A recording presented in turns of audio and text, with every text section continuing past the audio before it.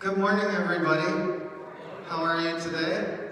If it's your first time here, my name is Ryan. I'm the pastor. Thanks for joining us. I think spring might finally be here, right? I don't want to jinx it, but my hopes are up.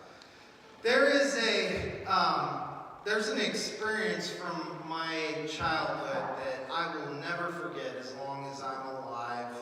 My family, until I was 11, lived in Flint, Michigan, and one summer afternoon, my mom and I were stuck in some terrible traffic outside of Flint.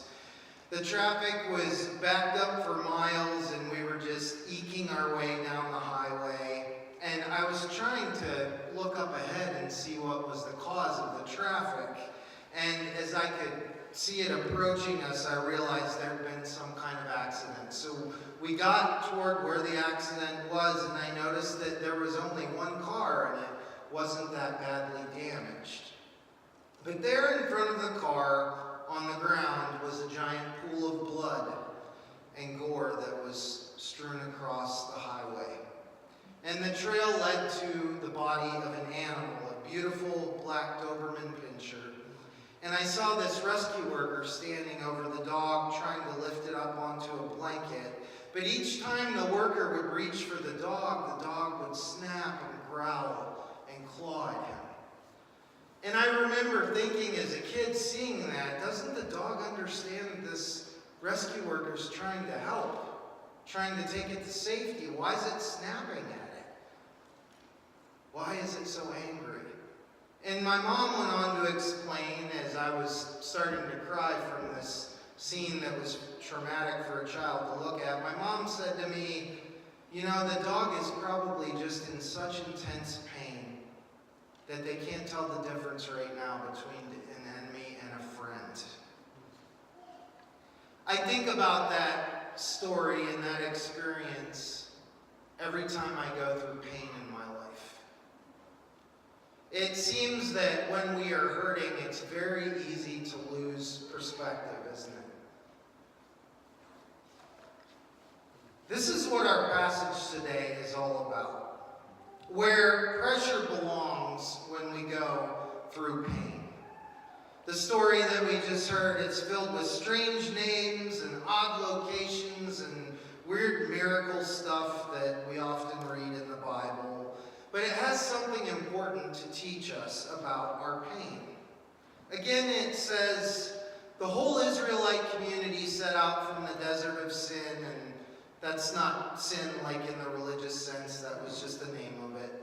Traveling from place to place as the Lord commanded, they camped at Rephidim, but there was no water for the people to drink. So they quarreled with Moses and said, give us water to drink. There is the problem right there in the story. That's the pain. There's a need that's not being met. Moses and his people are in the desert. They're wandering from place to place. They're thirsty. They can't find any water to drink. And water's kind of important, right? I mean, the human body can go somewhere between 3 days and a week without water before it starts to shut down. And these people are in the desert, so we can assume that their need for water is pretty immediate. It continues to say, Moses replied, why do you quarrel with me? Why do you put the Lord to the test? But the people were thirsty for water there, and they grumbled against Moses. They said, why did you bring us up out of Egypt to make us and our children and livestock die of thirst? And here we see the response to this pain, communally. Instead of owning up to the fact that they chose to follow Moses into the wilderness, the people blamed Moses because it was his idea to go into the desert. And Moses, instead of owning up to the fact that he chose to lead his people into the desert, blames God because God told him to take them there. This is how they deal with the problem. The people blame Moses, and Moses blames God. Then Moses cried out to the Lord, what am I to do with these people? They are almost ready to stone me. The Lord answered Moses, go out in front of the people take your staff and strike this rock, and water will come out of it for the people to drink. So Moses did this in the sight of the elders of Israel, and he called the place Massah, which means testing, and Meribah, which means quarreling or fighting, because the Israelites quarreled, and because they tested the Lord, saying, "Is the Lord among us or not?" Then Moses cried out to the Lord. That's the most important phrase in this passage, in this story. Finally, something breaks, something gets bad enough, they get desperate enough where someone calls on God. So this is a story not only about how the ancient Israelites responded in a desperate situation, but also about how we respond in desperate situations as human beings living in modernity. In needy times, in thirsty times. And the question this passage is wanting us to ask ourselves is, when we go through these desperate times, do we spend our energy blaming, or do we spend our energy believing? God doesn't cause the desperate times. God doesn't cause our pain. That's just what it is to be human. We live a life where pain is part of the process. But could God, in spite of the things that happen to us, be trying to use it all for good? Trying to teach us not to turn on one another, but to turn toward God together. When we go through pain, do we spend our energy blaming? Or do we spend it believing? It's a question worth asking ourselves. The Apostle Paul, who was also a Jew, who would have been intimately familiar with this story and many others like it in the Torah, would write much later in the New Testament. God helps us in our weaknesses.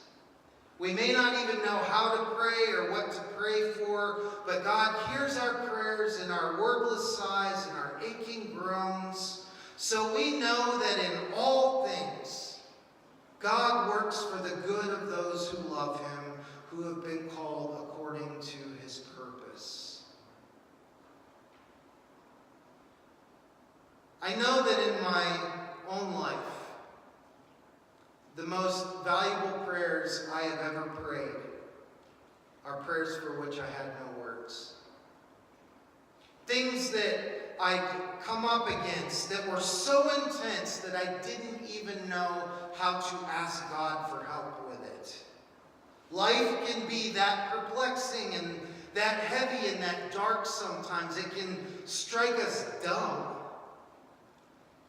And maybe, just maybe, this is how God uses those things to turn us in the right direction.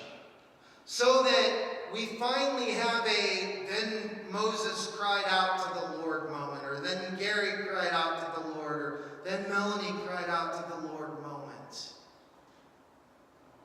Nowhere to turn, nowhere to run, nothing else left to lean on, the ground pulled out completely from underneath us. Coming to the realization that everything is shaky and frail and unpredictable. Maybe then and only then do we finally realize that underneath all of that are the everlasting arms of God that we just didn't see before. Everything that we had to lean on had to be taken out of the way in order for us to see it. When we go through pain, do we spend our energy blaming, or do we spend it believing?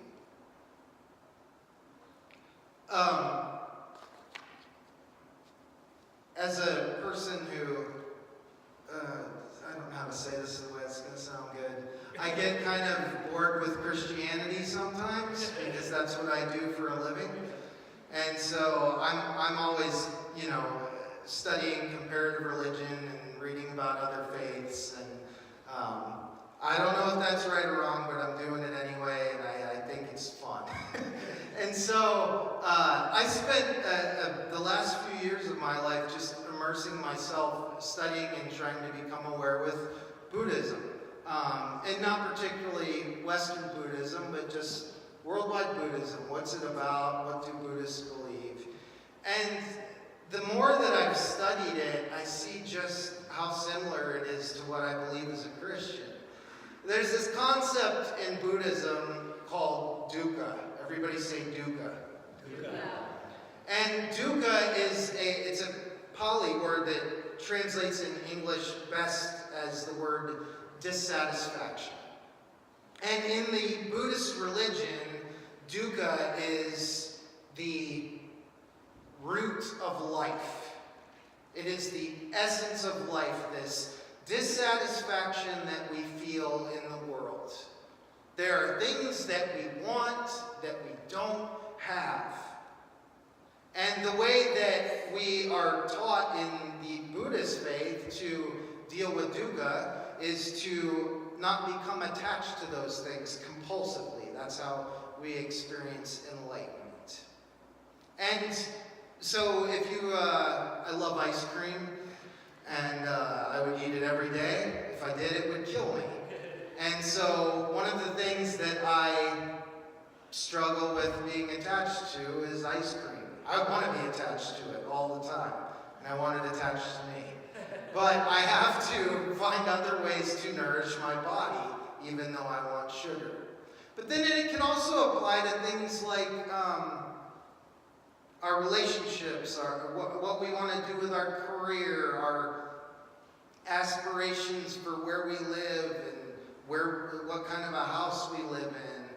We can pursue those things in such a way that they actually start controlling us instead of us being in control of them.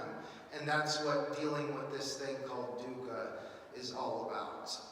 And I think about that so much when we come to concepts like this in the Judeo-Christian tradition. This idea that everything that we feel and think and see and want and experience, it's often so dissatisfying. It's impermanent. It doesn't last. Things rust and wear out and break and stop working, and there are people that we want and things that we want that never show up, or they fail to meet our needs. And in those moments we have a choice. We can get clingy and controlling and tight, or we can let go of them and turn toward God. And I realize that kind of sounds like, you could make it into a slogan in some nice serifed font and put it over top of a beautiful sunrise and hang it on your refrigerator or something. I know that, we could spend our time blaming or believing sounds like that. I get it. But it is true. I'm not trying to be kitschy. How we respond in these moments where we are desperate, where we want something that we're not getting, or where we're not getting something that we might even need to stay alive. How we respond in those moments will either elevate our perspective in our pain, or they will drive us deeper into isolation and darkness and despair. We can spend our energy trying to blame it on someone in our life or something in our life, or we can spend that energy turning toward God. But we can't do both. Energy is finite. It's limited, just like everything else in our lives. And as you go about your life, and as I go about my life, not just this week, but for the rest of our lives, It's important that we realize this response to desperation within us. And most of the time, just being aware of it neutralizes it. It helps us to react to it in a better way. When desperation comes, it's often followed by this immediate pressure to, I got to get control of that. I got to make this into what I want it to be. And what God is often wanting from us is for us to take a few moments in between the stimulus and the response and just say, God, what do you want to do in this? Where are you in this? Is there something that you want to do in this that I'm trying to play God and I'm shoving you out of the way? I don't want this experience. I know you didn't do this to me, but it's what I've come up against. So I invite you into this to work your will in it. That's what this story today is trying to teach us, and what so many other lessons in Scripture are trying to teach us. That we can give God anything and everything, and God will do something